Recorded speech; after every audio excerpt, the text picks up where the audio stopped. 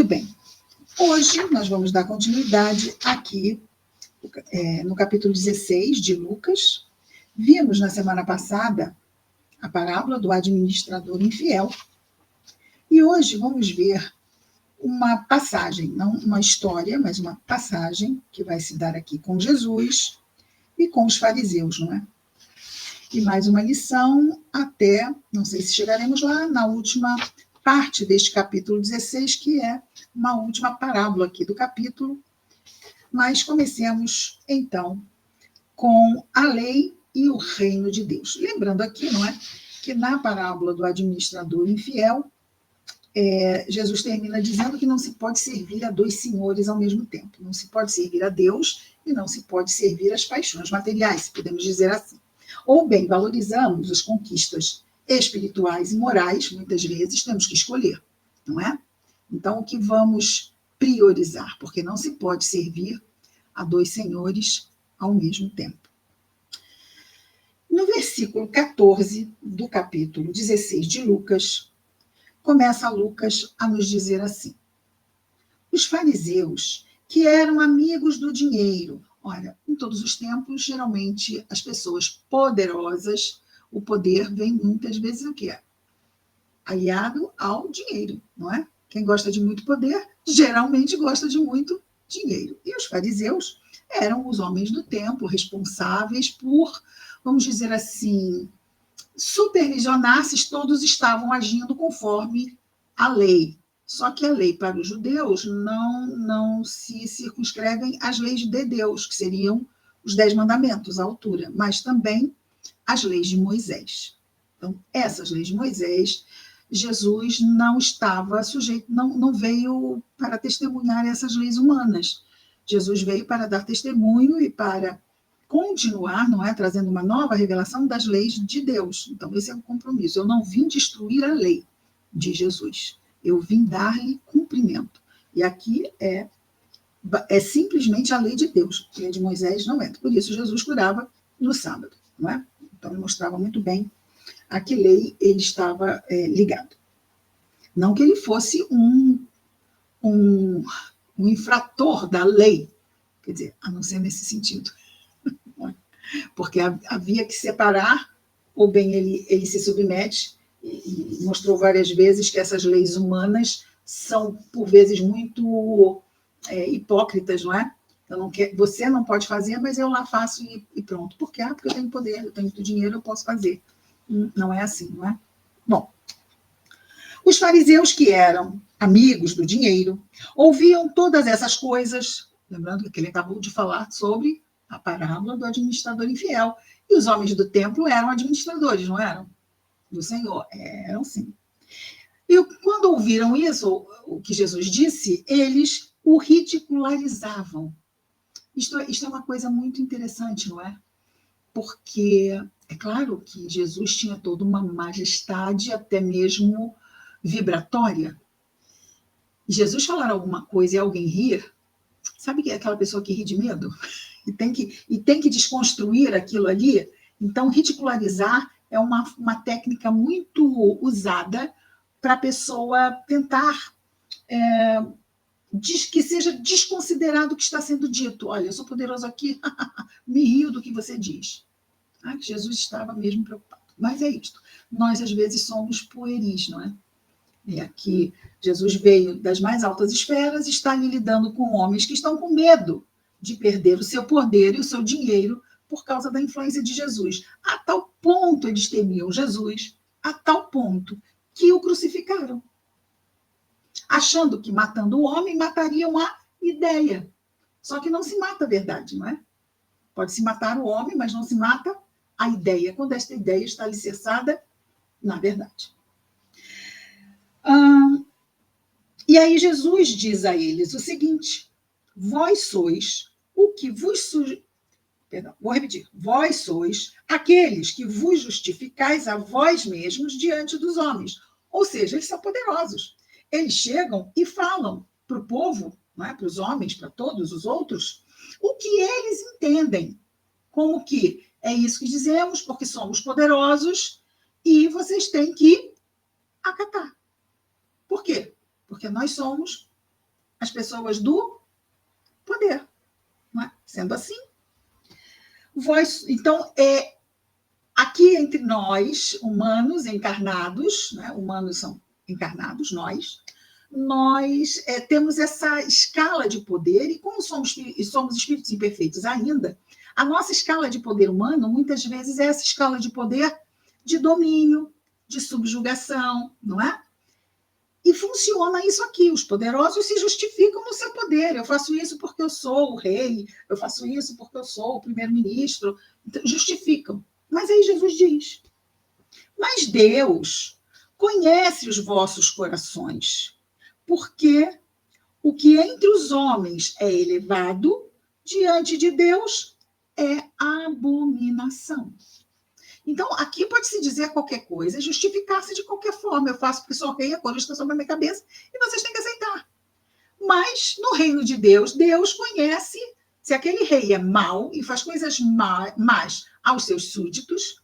Ora, os seus súditos podem se submeter a esse poder. Mas Deus, que conhece os corações desses poderosos, ele sabe.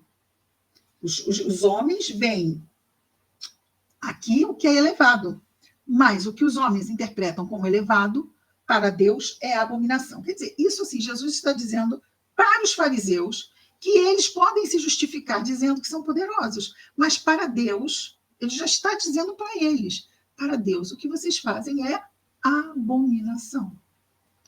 Olha, Jesus falando isso, olhando, deve dar um medo danado. Porque claro que a pessoa sabe que está fazendo errado. Ela não é insana. Ela só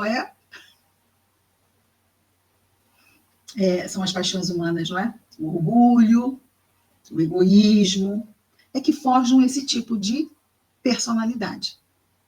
Mas nada como o tempo. Podemos dizer, se já não passamos por esses papéis? Podemos dizer, já que estamos na Terra há muito tempo, e já, mas hoje eu não faço mais. Que bom, não é? Aí talvez a gente tenha até um pouco mais, como na nossa mensagem inicial, não é? Tenha um pouco mais de compreensão com aquele que nós fomos ontem e que hoje está representado naqueles que estão errando tanto.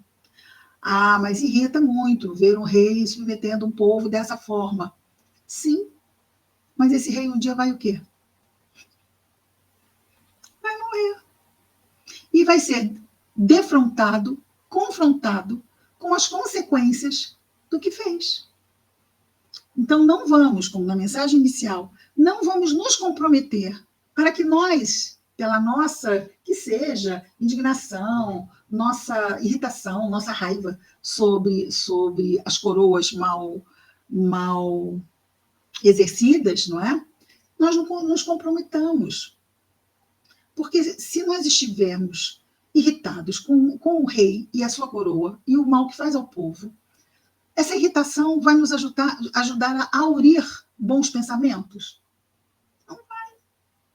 Não vai nos trazer nenhum benefício. Só vai nos perturbar. Temos que ter atenção a isso. No versículo 16, Jesus diz uma coisa fantástica. Olha só o que ele diz. Até João, e aqui é o João Batista. O João Batista é o quê? É o precursor. E Jesus diz, num determinado momento, que não aqui, que entre os filhos de homens, ou seja, entre nós aqui, João é o mais elevado de todos. Olha que João é muita coisa, espiritualmente falando. Mas que entre os, vamos dizer assim, entre os anjos, ele era o menor, ele estava abaixo dos anjos. Estava abaixo. Junto a nós estava acima, comparado aos anjos estava abaixo. Mas vamos combinar que para nós, João está num patamar bem alto espiritualmente e moralmente falando. João é o precursor do Messias. O único, além do próprio Messias, que é profetizado no Velho Testamento. Ok? O precursor é profetizado, o Messias é profetizado. Então, Jesus fala sobre João Batista, que é o precursor do Messias, sendo Jesus o próprio Messias, o enviado, o Cristo. até João Batista, a lei e os profetas. Ou seja, a lei e os profetas é o quê? O Velho Testamento. O Velho Testamento. Até João Batista. Desde então, o reino de Deus está sendo evangelizado.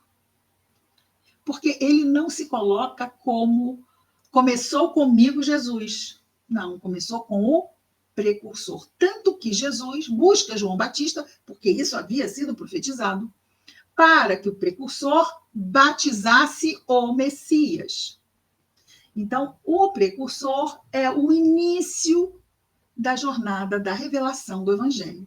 Então, ele vai dizer que até João, até a chegada do precursor, a lei e os profetas. A lei são os 10 mandamentos, ok? Primeira revelação. Desde então, ou seja, a partir de João, o reino de Deus está sendo evangelizado. Isso é muito forte, não é? E nós continuamos nesse processo evangelizador que Jesus iniciou a sua chegada. Muito bem, continuando. Então, desde João Batista, o reino de Deus está sendo evangelizado. Interessante isso aqui, só um detalhe, não é? Ele não diz que é o ser humano que está sendo evangelizado, mas ele disse que o reino de Deus está sendo evangelizado. Onde está o reino de Deus? Dentro de nós. E é por isso que quando ele diz que o reino de Deus está sendo evangelizado, é aquela outra frase que ele nos diz, não é? Fazei brilhar a vossa luz. O reino de Deus é a luz em nós. É o que nos identifica como filhos do Pai. Fazei brilhar a vossa luz. E nós fazemos isso fazendo o bem. Testemunhando o bem. Fazendo boas escolhas. Então, o reino de Deus está em nós. E ele veio para fazer o reino de Deus sair das profundezas da nossa mente e subir como aquele pedaço de terra, não é? Aquele vulcão que sai, só que não estamos falando em erupção. Mas quando surge uma ilha, não é? No meio do oceano, está ali, as leis de Deus estão em nós. E Jesus veio nos ajudar, já tínhamos os 10 mandamentos. Os 10 mandamentos são muito, para o ser humano, muito primitivo, no sentido de muito, muito, muito infantil. Por quê? Porque é tudo não. Não, não faça isso, não faça aquilo. Não. Isso nós dizemos para quem? Na nossa vida de relação, para as crianças. E mesmo que ela pergunte, mas por que eu não posso fazer isso? E dizemos o porquê, e ela continua fazendo os porquês, porque ela não entende. Sendo assim, não tem explicação. Né? Não adulterarás, não roubarás, não matarás. É isso. Faça isso. Ou, melhor, não faça isso. Honrai vosso pai e vossa mãe. Faça isso. Não tem explicação. Jesus, quando chega, já nos traz o evangelho, já nos traz esse aprofundamento da lei, mas alicerça a lei no amor de Deus. Então, o grande, vamos dizer assim, a grande, não ia falar carro-chefe, mas entendem, não é? Aquilo que está logo à frente, levando todo o evangelho, é Deus. O que Jesus veio nos trazer é a importância de nos ligarmos a Deus. E daí ele trazer a figura do Pai. De nos ligarmos ao Pai. De nos submetermos à sua vontade, não porque ela é arbitrária, não porque ela é severa, ou como no Antigo Testamento, porque ele é terrível e ele se vinga. Não. Nos submetemos a Deus porque ele é todo justiça, todo bondade, porque ele nos ama e quer o melhor para nós. Então, quando nós entendemos isso, se acontece alguma coisa em nossas vidas, Deus sabe. E se acontece alguma coisa em nossas vidas que nos faz sofrer, ele sabe por que tem que ser daquela forma. E, de novo, aquilo me faz sofrer, mas o que é que eu vou fazer com isso? A grande questão é essa. Qual é a lição que eu tenho que aprender aqui? É quase, às vezes, um enigma. Às vezes estamos tão defensivos, mas eu não merecia, porque isso na minha vida. E se nós parássemos e pensássemos exatamente o que está acontecendo? Está acontecendo isso. Ok. O que eu tenho que aprender aqui? O que a vida está me convidando a aprender, a viver? Isso vai nos fazer pensar. E sem sermos reativos e rebeldes, não, isso não podia estar acontecendo, não pode, imagina uma coisa dessa, não. Porque isto vai nos levar à revolta ou ao desespero. Agora me digam lá, que pode ser pior do que uma mente revoltada ou desesperada. Fica difícil de ela encontrar uma boa decisão. Facilmente se precipita, facilmente porque está com a vibração muito baixa, desespero, revolta. A tendência de fazer uma escolha equivocada é pequena ou é grande? Muito grande. Tem um ditado que diz: nada como uma noite entre um dia e outro, já para nos ajudar a desacelerar, a não nos deixarmos levar pelos impulsos, porque na noite nós sabemos, oramos, pedimos ajuda, e muitas vezes, realmente, se nós realmente buscamos, e Jesus disse, buscar e achareis, não é buscar e talvez até ache, não, buscar e achareis. Pedir e vos será dado. Mas é claro que temos que pedir que estiver de acordo com as leis de Deus, porque não podemos nós pedir que as leis de Deus sejam violadas. Por quê? Porque eu fui injustiçado, então eu quero que Deus faça vingança por mim. Quero que Deus seja o meu justiceiro particular. Aí, já estou mesmo me afastando de Deus por aqui. Mas outro vai aparecer para me dar ideias, não vai? Vai sempre ter um espírito perturbador para nos perturbar mais. Para botar lenha na fogueira do desespero, para botar lenha na fogueira da revolta. Olha lá, fogueira, página inicial. Não podemos apagar uma fogueira jogando petróleo nela. Isso só vai aumentar, não é? E continua aqui, no mesmo ainda versículo, Jesus diz: e todo aquele que se esforça entra no reino de Deus. Então, temos um lugar, o reino de Deus. Temos um requisito para entrar neste lugar, esforço. Mas esse esforço, vamos imaginar, esse esforço só será efetivado se nós estivermos promovendo a nossa evangelização. Não é isso que ele disse?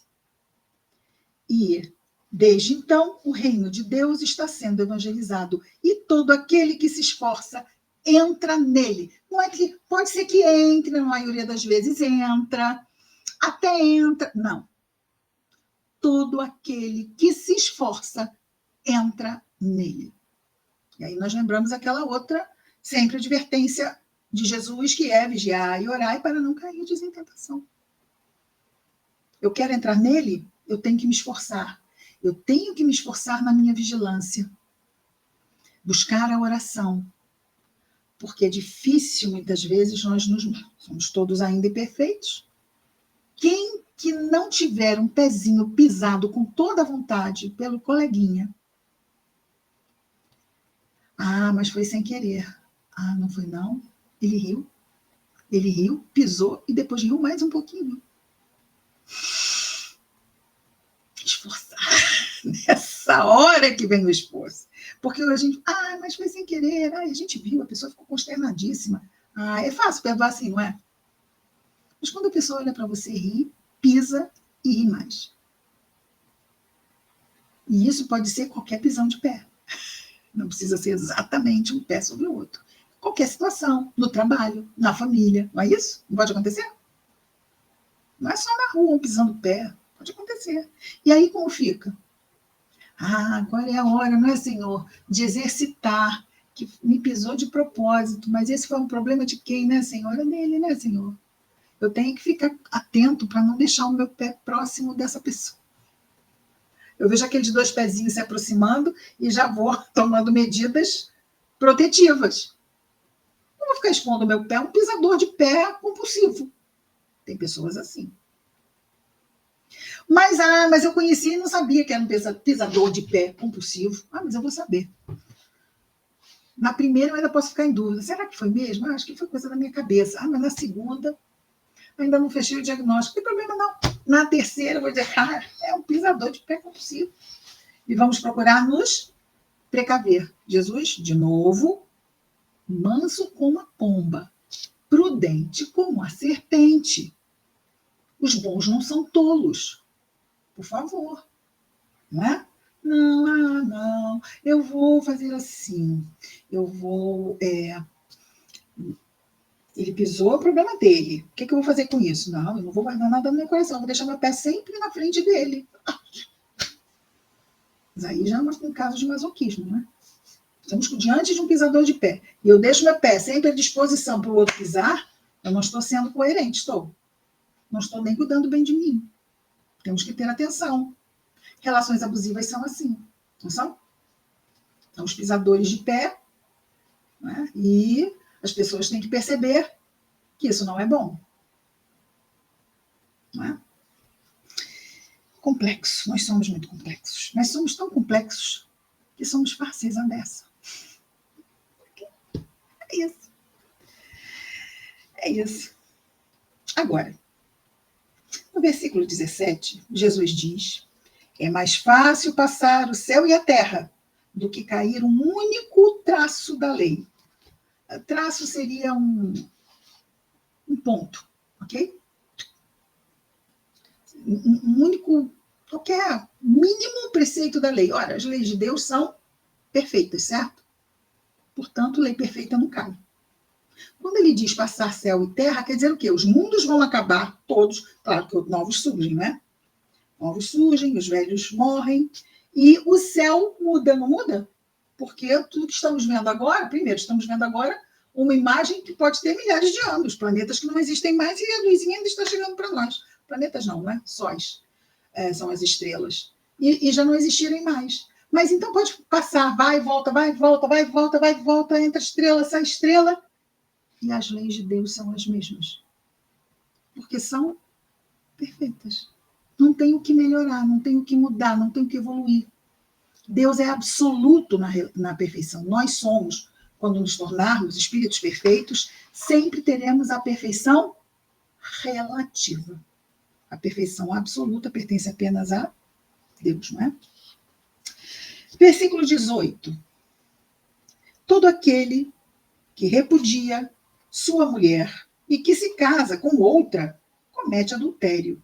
E quem se casa com a repudiada pelo varão, comete adultério. Aqui nós temos duas visões. Uma não é, estou adiantando que não é, mas que serve, que nós temos que ver, que esta fala, que fala machista de Jesus. Sim, que Jesus falou em 2025, essa fala, não foi? Foi semana passada que ele disse? Onde é que ele estava? Nos Arcos da Lapa, falando? Em cima dos arcos lá, para a multidão? Não. Ele falou isso há 2121, 2.125 anos, é isso? É isso, não é? Século 21, não são 21 séculos, certo? 20 séculos, 2.000 anos. Mais um século, 100. Mais 25. Pois é, um tempo, né? Ele falou isso no tempo, que a mulher não valia nada. A mulher não valia nada. Em vez de acharmos que Jesus é machista, Jesus foi o primeiro grande defensor da mulher. Não repudie a sua mulher. Por quê? Porque você não casou com ela. Continua com ela, cuida dela. Porque se ela não tiver um homem por ela, aí mesmo que ela é menos que nada. E ele diz, aquele que ficar com a mulher repudiada, também adultera. Isso é para forçar o quê? Que simplesmente o primeiro fique com a mulher. Fica com a mulher, fica com ela. Cuida dela. Porque senão a sociedade... se o outro ficar com a mulher repudiada. Pode ser que tivesse falta de mulher na época, não é? Difícil isso. Então existe esse cuidado. Mas Jesus, aí nós poderíamos ver isso, mas Jesus fala a encarnados. Jesus fala a espíritos imortais. Que somos nós que estamos encarnados.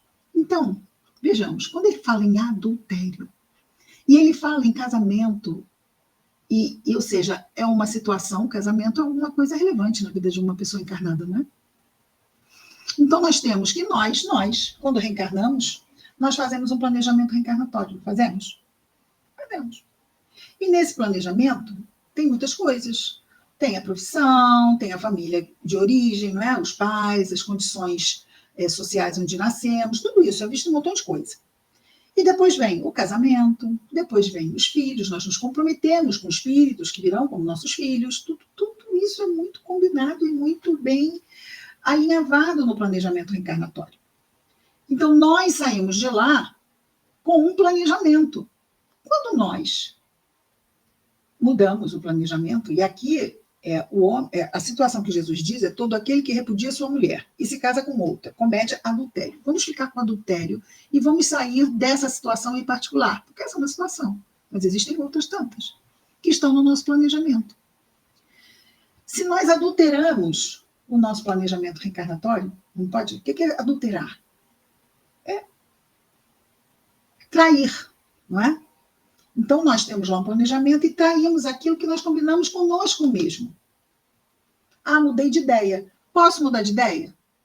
Posso, livre-arbítrio. Mas eu vou sair do plano A e vou para o plano B. Posso sair do B e ir para o C, do C e ir para o D. Porque eu não tenho um planejamento reencarnatório estanque. Mas eu tenho a melhor versão, que é a versão A. Seria aquela que, tomara que a gente tenha, né? Calma para fazer e vamos dizer assim, perseverar. Mas olha, quando não quer, né? Dois não brigam, não tem aquela? Então pode ser que uma das pessoas desista, e eu não posso fazer pelos dois, posso? Quando é a dois, não posso. Eu, por mim, ficava, mas o outro não quer, então está decidido também. Não é? Então o outro tem o direito. Agora, o que eu vou fazer quando o outro desistiu do que havia combinado comigo? Vou seguir minha vida. Não é? É isso que vamos fazer. O outro também vai seguir a vida. Aqui é uma advertência de que nós queremos, às vezes, aqui, vamos dizer assim, claro que existem casos e casos e casos, tem casos que nós falamos há pouco das relações abusivas, não é? Existem casos assim. Então, quando no Livro dos Espíritos fala do divórcio, o que nós temos lá? Que se a vida estiver ameaçada, que é melhor que haja separação. Mas hoje nós estamos de novo no século XXI. Então hoje nós sabemos que não existe apenas a vida física para ser preservada. Existe uma vida emocional que precisa ser preservada, uma vida mental que precisa ser preservada. Então, para que a vida mental de uma pessoa não seja ameaçada, é justo? Justo. Para que a vida emocional da pessoa não seja ameaçada, voltando à ideia aqui das relações abusivas, é importante. E a outra pessoa não quer mais, é importante também. Então, precisamos refletir sobre isso. Aqui sobre essa questão do Livro dos Espíritos, às vezes as pessoas também, mas está vendo, olha que visão retrógrada, então só se tiver risco de vida, só se a pessoa tiver com risco de morrer. Não, está falando vida, não está falando vida física. Os espíritos estão falando vida. E a vida existe em vários aspectos. Então precisamos também pensar sobre isso, né? Não, eu tenho que ficar casada porque está escrito lá, porque Jesus diz. Não, vamos usar o bom senso. Temos que usar o bom senso. E quando nós estudamos doutrina espírita, Kardec, inclusive, foi chamado por Leon Denis, não é? O bom senso encarnado. Nós vemos isso na doutrina espírita, né? Os espíritos, que nem precisa falar, né, do bom senso dos espíritos superiores, eles nos trazem aspectos da realidade da vida que além dessa aqui, que está muito, que nós ainda vamos viver muito tempo e vamos estar sempre aprendendo e nos atualizando. Ah, Kardec está desatualizado. Já escutaram pessoas dizendo isso? Kardec? Nossa, Kardec está desatualizado, então, pelo amor de Deus, vamos ser outras coisas. Vamos ser budistas, vamos ser qualquer coisa, mas não podemos ser espíritas. Porque o espiritismo a doutrina espírita é o Pentateuco. São os 5 livros codificados por Kardec. Kardec está ultrapassado, eu não sou mais espírita, então. Aquilo não vale mais para mim? Nós temos que pensar sobre isso, não é? Ah, Kardec está ultrapassado? Ou será que eu ainda não tenho? Aí a gente precisa de um pouquinho de humildade intelectual, não é? Ou será que eu é que não tenho ainda condições de entender? Não é? Emmanuel disse a Chico Xavier: Chico, se em algum momento o que eu disser contrariar o que está na doutrina espírita, fique com Kardec. Aí está todo mundo ultrapassado. Claro que não. Nós é que precisamos ter um pouquinho de humildade. Nós estamos diante de informações que nós vamos levar muito tempo para assimilar. É fácil dizer, isso não tem nada a ver, coisa chata, nada a ver. Bom, quem diz isso tem 14 anos, né? Aí nós vamos estudando, é que falamos antes, estudamos, e depois, estudamos de novo. E cada vez vamos percebendo novas luzes. Eu não tinha percebido isso da outra vez que eu estudei. Pois é. Na medida em que nós vamos amadurecendo, novas luzes vão se fazendo quando estudamos de novo. Muito bem. E aí terminamos a lei e o reino de Deus.